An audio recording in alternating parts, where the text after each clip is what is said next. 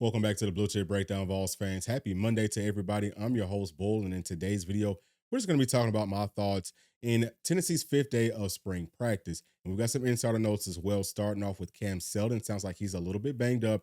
He didn't participate in practice today, and more than likely, he's going to be missing our practice coming up here on Wednesday, which is going to be our first scrimmage of the spring.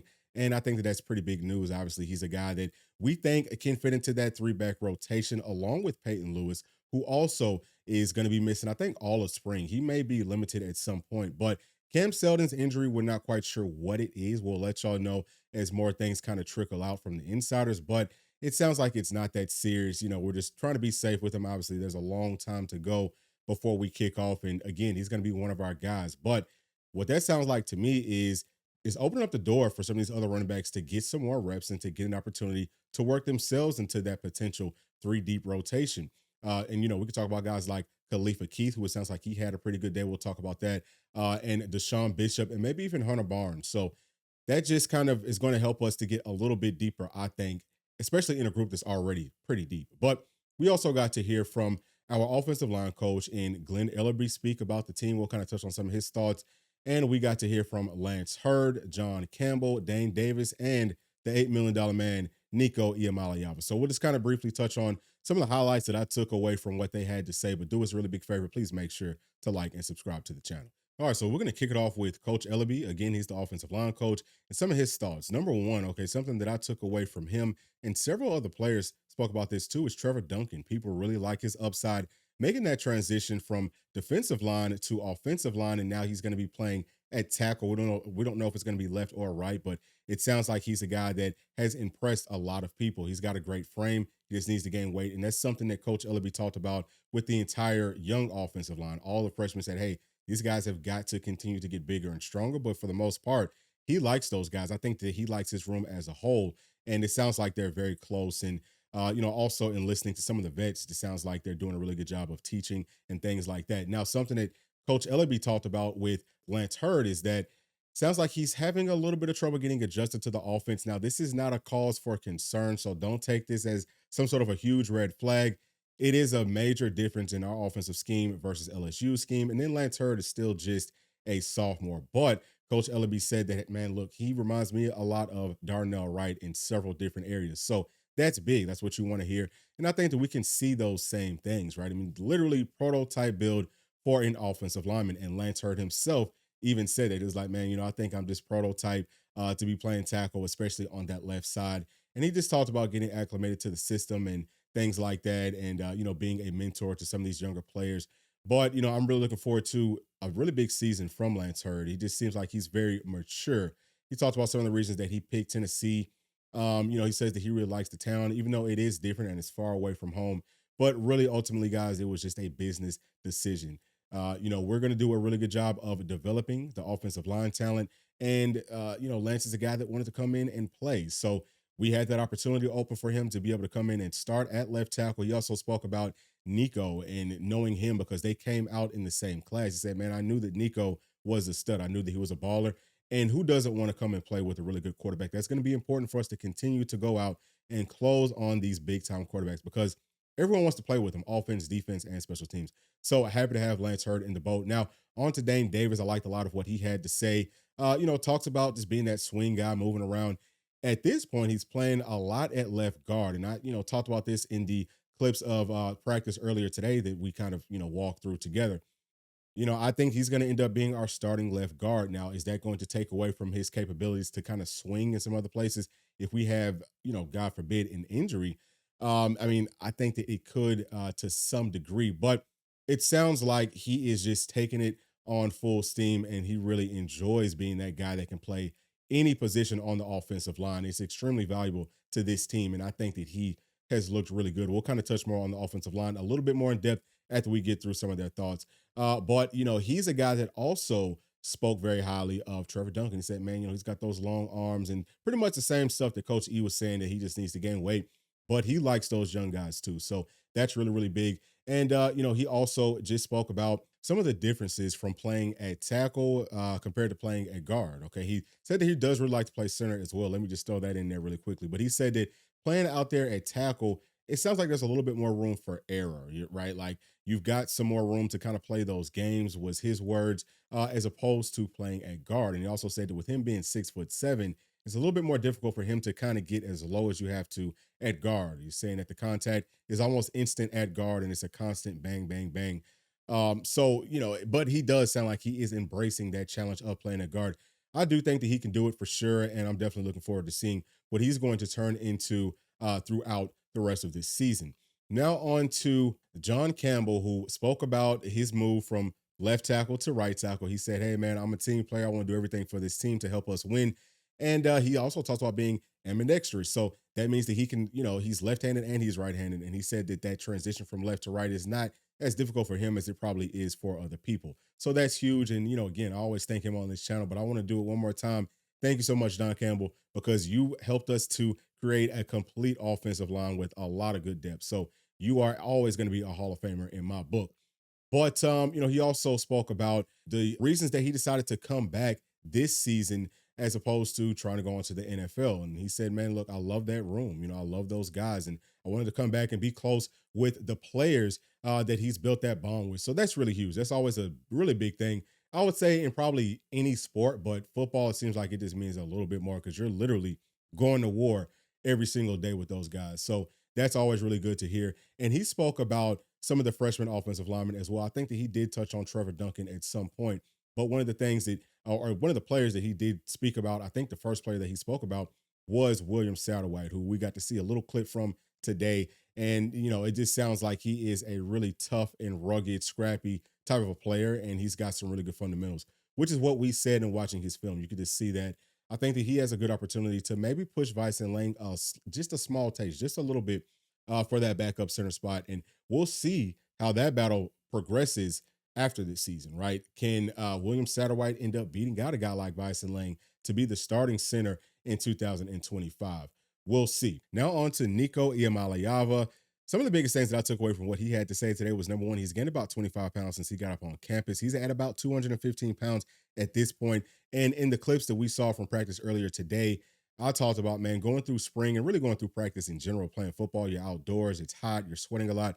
You tend to lose weight. We saw that Boo Carter lost a lot of weight, but Nico talks about, hey, I want to be able to maintain my weight. And it looks like he's doing it so far. Now, quarterbacks typically don't lose as much weight because they're not doing nearly as much running and stuff. Mostly, kind of standing around, they'll do a little bit of running, but it's not going to be nearly as strenuous as like a secondary piece or some of these skill guys. So that's really good to hear. I know that was a big concern for a lot of people. Hey, is Nico going to be big and strong enough to play in SEC ball? But yeah, he is for sure. I mean, he's 6'6" and he's really, really strong. So his weight is not going to look, I guess, as full as what you would see from some shorter players, right? But he's at about 215 pounds currently, and I would like to see him after spring practice try to gain 10 to 15 more pounds, okay? So that heading into summer ball, which is where you're going to lose even more weight at, he's got some room to kind of lose some weight at and be able to maintain as much muscle mass and strength and all that type of stuff as possible. I think that there's a really good shot for him to be 220, maybe somewhere around 225 pounds by kickoff this year. So that's really big. And he also talked about using the headsets. He said that he loves it. He likes to listen to Coach Halsley pre-snap. And I would imagine that most players would probably really enjoy that, especially on the college level. Now, we've heard from some of the NFL players that they don't necessarily like the coach being in their ear too much pre-snap, but that's a different deal. Those guys have been doing it for such a long time that maybe too much can end up throwing them off. But for a guy like Nico, and I would say college players in general, it's going to be very, very beneficial for us on offense and on defense to have someone with a headset that can hear from the coach all the way up to the snap of the ball. I just, again, I think it's going to be very, very beneficial. So if Nico likes it, Coach Heupel's going to like it, Coach Halls is going to like it, and I feel like we will find a way to implement it this season.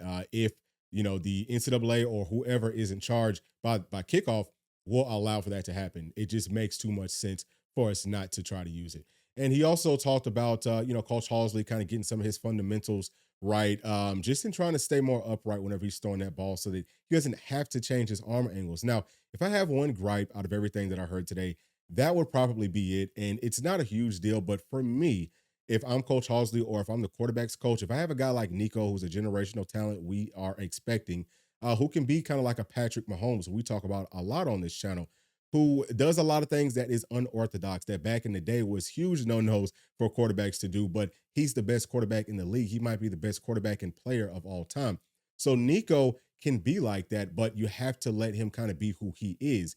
And I think that if Patrick Mahomes would have gone to a different ball club, outside of the Chiefs, if he didn't have Andy Reid, who lets him do his thing, then he wouldn't be as special as he is. So that would be my only gripe. Let's not coach Nico out of some of the backyard football stuff because that's what's going to separate him and make him special. We talked a lot about, hey, man, I think that we can play really good defense and we can more or less end up making these matchups versus other teams.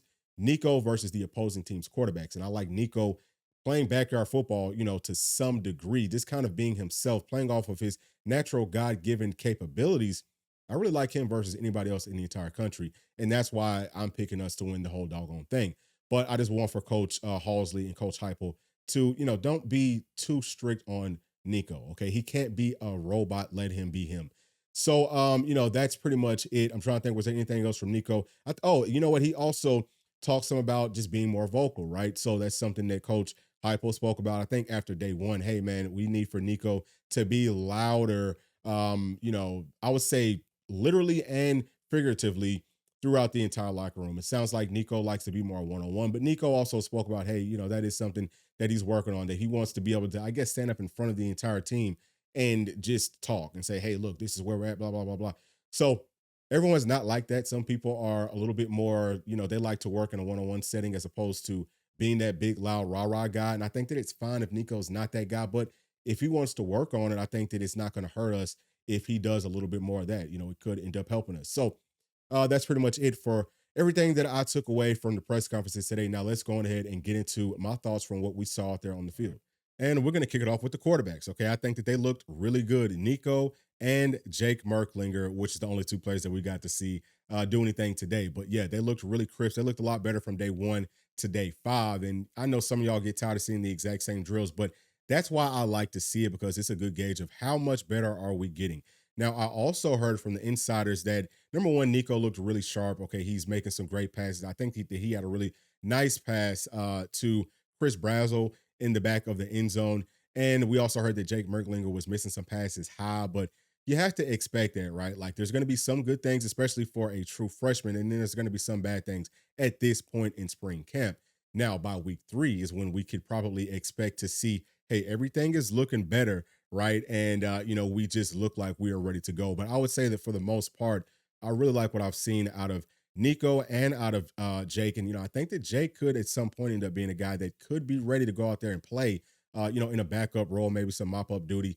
I'm really hoping that Coach Heupel will give him more opportunities than Nico got last season. Some people don't think that it means a whole lot, but to me, it just those in-game reps, just for the mental psyche of the players, I think that it's really big, especially at the quarterback position. So we'll keep a close eye out on that, and I'm hoping that both of these players perform really well in the scrimmage coming up here on Wednesday. Now on to the running backs. Number one, Khalifa Keith, who's really the only player that we got to see do anything today in practice.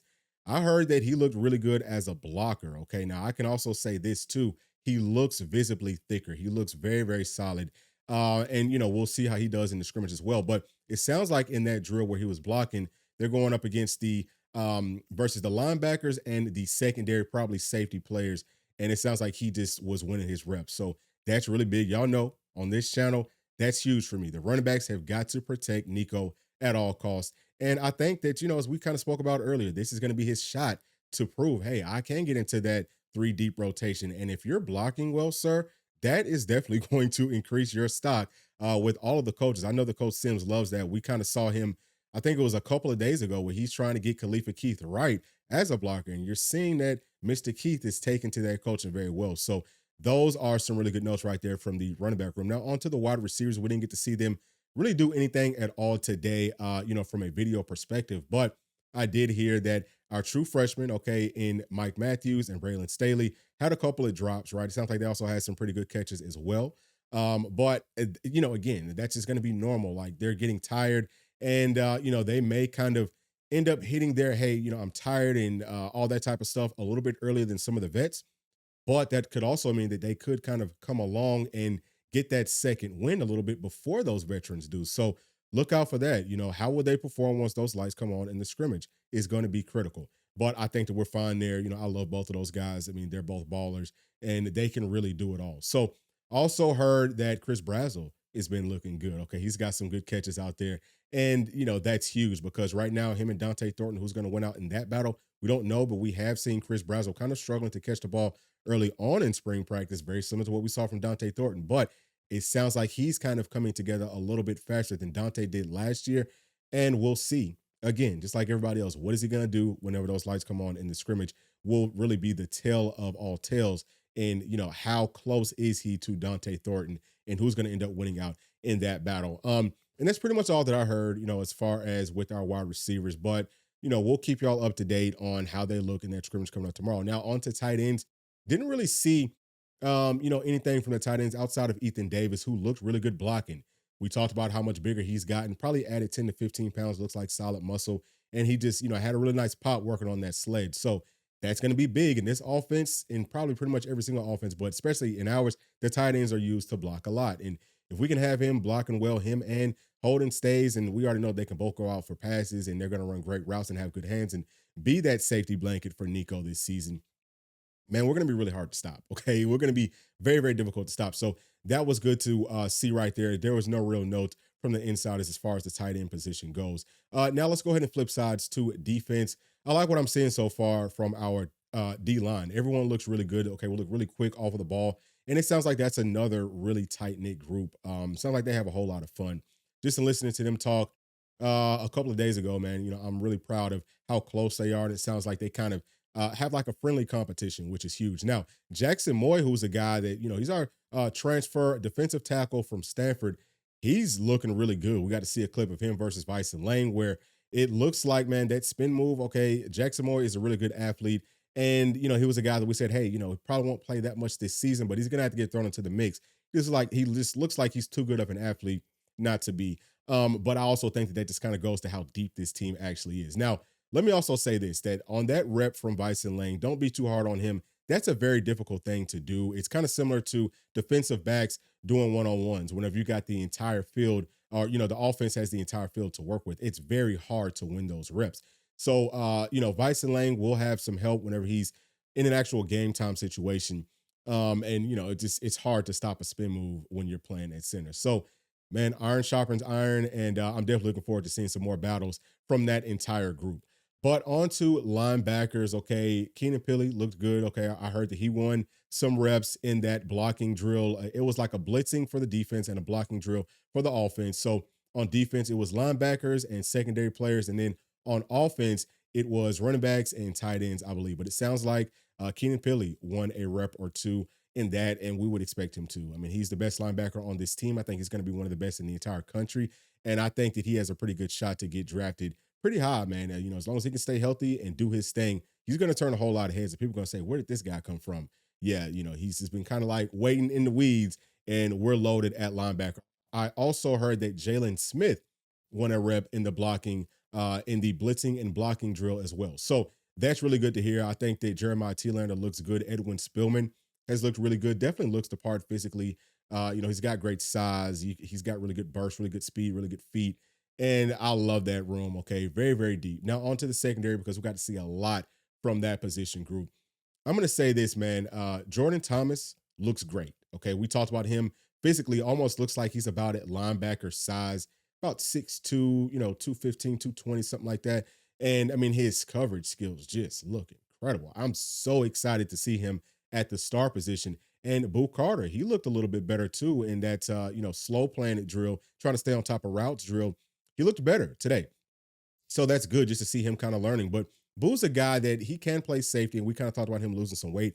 I would say that the fact that he looks like he's lost maybe 5 to 7 pounds, because I can visibly tell that he has already lost weight since spring practice started. He's probably going to be better playing at the star position, because at safety you got to be a little bit bigger. You've got to be a little bit more sturdy, because you're like really having to come downhill going up against some bigger guys. So I would like to see him maybe work a little bit more at the star position and potentially be the guy to back up Jordan Thomas.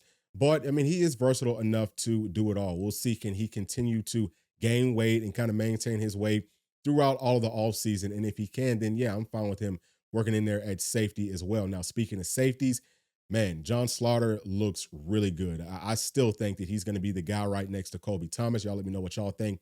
But I think that Andre Turntime looks good as well. And it could be a situation where, hey, we throw Jordan Thomas back there at safety, and maybe we can move a guy like John Slaughter down to the star position, or maybe even Turntime down to the star position. But we also saw that Jordan Matthews is working with the safeties or with the stars. So that's big. We talked about him just leading into the season. Hey, he's a guy that could move around because he's got that size, he's got that length.